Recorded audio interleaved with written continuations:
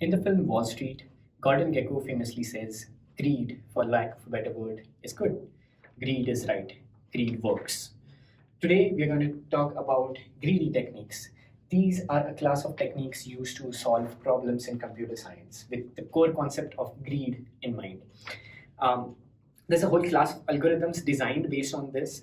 Computer scientists generally regard it as a general design technique, despite the fact that it's primarily applicable to optimization problems only. So let's start with an example of a change-making problem, a problem faced by millions of cashiers around the world. The problem is to give out change for a specific amount n with the currently available set of denominations that you have in the currency in such a way that you have to give out the least number of coins. So specifically in the US, we have 4 coin denominations. So we have a quarter, that's 25 cents.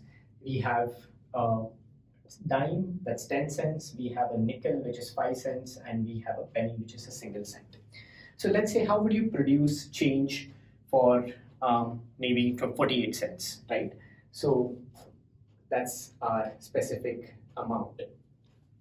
If you came up with the answer that you give out 1/4, 2 dimes, and 3 pennies, then you followed, whether you realized it consciously or not, you followed a logical strategy of making a series of best choices among the possible available alternatives, right?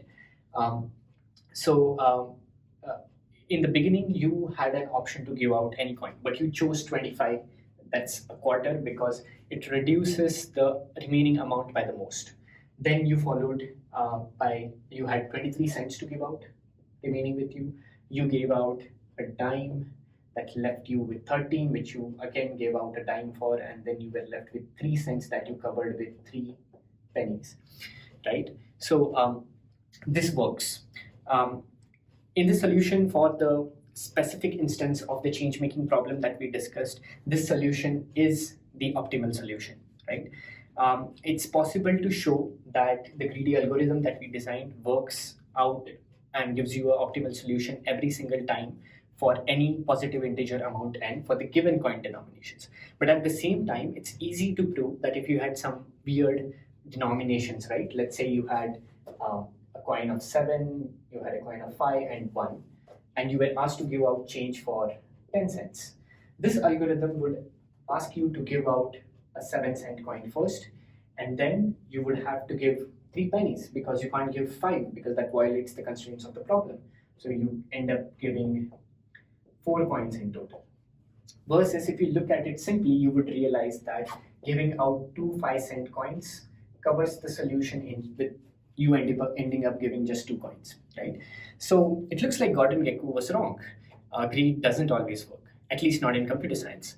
So to generalize, a greedy technique assumes that making a series of locally optimal or greedy decisions leaves you with a globally optimal solution. But this assumption isn't always true, and it doesn't always work with all sorts of problems. But even for the problems for which it does not work, you can still use greedy techniques to find out approximate solutions. In some cases, you may not really want to have an accurate answer. What you really need is just an approximate solution. And for such cases, you can use greedy algorithms as well.